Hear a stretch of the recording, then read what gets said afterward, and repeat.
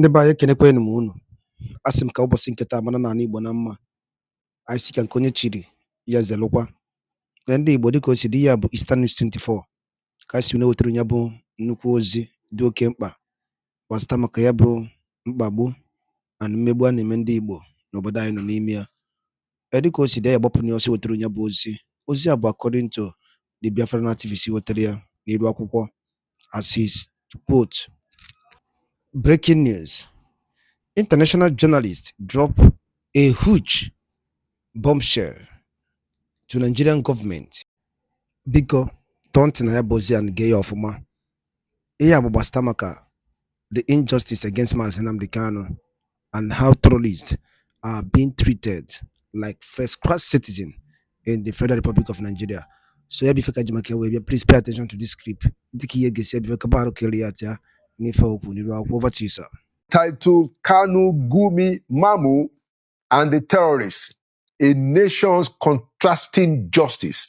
As Nnamdi Kanu, the leader of the indigenous people of Biafra, IPOB, dilly-dallies some of the complexities of his terrorism case and the controversial national discourse that has ensued after that, it is essential for us to reflect on how it is that we got to this point as a people.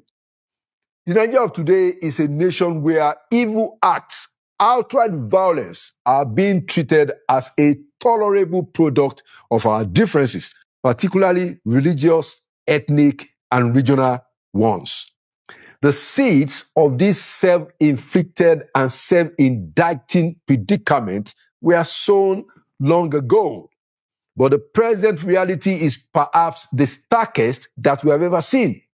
Non-state actors who engage in extrajudicial terrorist violence are frequently treated with leniency, sometimes even without an arrest, let alone a prosecution. According to the Foundation for Investigative Journalism, FIJ, in a report on April 11, 2024, the Nigerian authorities have released 2,163 former Boko Haram terrorists in 9 years, with 390 more set to be freed as at that time. These individuals, according to the report, were described as repentant terrorists. They undergo a 6-month de-radicalization program and then reintegrated into society. This is how FIJ put it, and I quote, "These thousands who have engaged in acts of terror have found a path made by the government through which they can escape prosecution." End of quote. That is instructive. Similarly, Sheikh Ahmad Gumi, a prominent cleric known for negotiating with the terrorists in northern part of the country, reportedly warned the Nigerian military against actions that could undermine certain so-called peace deals that he has with terrorists. In a statement posted on Gumi's official Facebook, he said, and I quote, "Any attempt by security forces to engage the hardened Fulani terrorists risk plunging communities back into violence." Unquote. To further drive home the point about some of these absurdities that we now see and tolerate, there was actually a meeting with the traditional rulers and community leaders in Faskari local government area in Katsina State, with several wanted terrorist leaders in attendance, including Ado Alero, a wanted kingpin. Alero, the Fulani terrorist kingpin, reportedly stated openly at that meeting that he increased the intensity of his attacks on various communities and armed forces after operatives of the State Security Agency arrested one of his members. Unquote. He was saying this at the meeting. These quotes were reported by People's Chronicles on September 21, 2025. Now, Sheikh Gumi's stance and this kind of relationship with terrorists and bandits in the north continue to brew controversy, particularly given Sheikh Gumi's own history with negotiation and terrorists. Don't forget that Sheikh Gumi was recently deported from Saudi Arabia as a security threat, and he was barred from performing the Hajj pilgrimage ostensibly because of his pro-terrorist rhetoric and conduct. But here at home in Nigeria, is a different story. What about the case of Bello Turji, who has been linked to numerous attacks on civilians and security personnel around the country? Despite being wanted by the authorities, Turji remains at large, and his actions continue to terrorize communities. On occasions, military onslaught against him have been perverted. All these circumstances, they raise questions about the effectiveness of our security agencies and the government's commitment to tackling terrorism and have an equal justice regime. Indeed, there are compelling questions about government strategy in dealing with terrorism. Are we prioritizing dialogue over prosecutorial justice, or is it a convoluted combination of both? The lack of clarity on the issue only adds to the confusion and frustration among Nigerians who demand equal rights and justice for all, regardless of ethnic, regional backgrounds, or social status, especially in the face of persistent insecurity and killings in our country.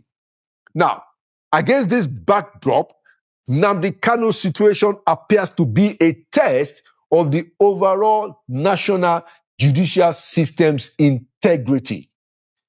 While many Nigerians condemn Kanu's action, the selective application of justice is also glaring.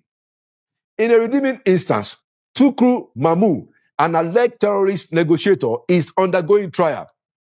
But this isolated case of Mamu only underscores the system's inconsistencies. It was Professor Wole Soyinka, the Nobel laureate, in a public lecture entitled When is a Nation?, who argued that a nation is continually being forged through the collective actions and pursuit of justice by its inhabitants. Put differently, what the professor was trying to say is that the absence of justice is destructive to nation building. And that is what we must say again. It is a fundamental concern that we have a justice system that operates on different standards for different people. The disparity in treatment is not only limited to individuals, it extends to entire regions and communities. As Chinua Achebe once said, Nigeria is not a nation, it is a mere geographical expression. And he was echoing what Chief Obafemi Awolowo said in the 40s. These inconsistencies in justice and governance are a stark reminder that we still have a long way to go before we can truly call ourselves a nation. And so as we move forward, it is essential to address the root causes of all of these issues. We need to examine our justice system, our security architecture, and our societal values. We must ask ourselves, what kind of nation do we want to build? One where justice is blind, or one where it is selectively applied based on ethnicity, religion, or... The answers to these questions will determine the future of our nation and the fate of our citizens. Ultimately, Nigeria's survival as a nation depends on our ability to build a just and equitable society. We must strive for a justice system that is blind to ethnicity, religion, and social status, and that holds everyone accountable for their actions. Anything less than that is a betrayal of our collective aspiration for a better Nigeria.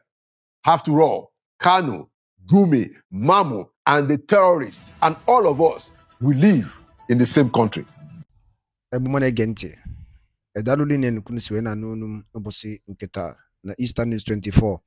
Beba isiwene weteru nyabu nuku ozi basta maki ya bife na emenu. Kefi waliku basta maki ya bife nda weteru nubosi nketa ni uru akwụkwọ. Kemesia.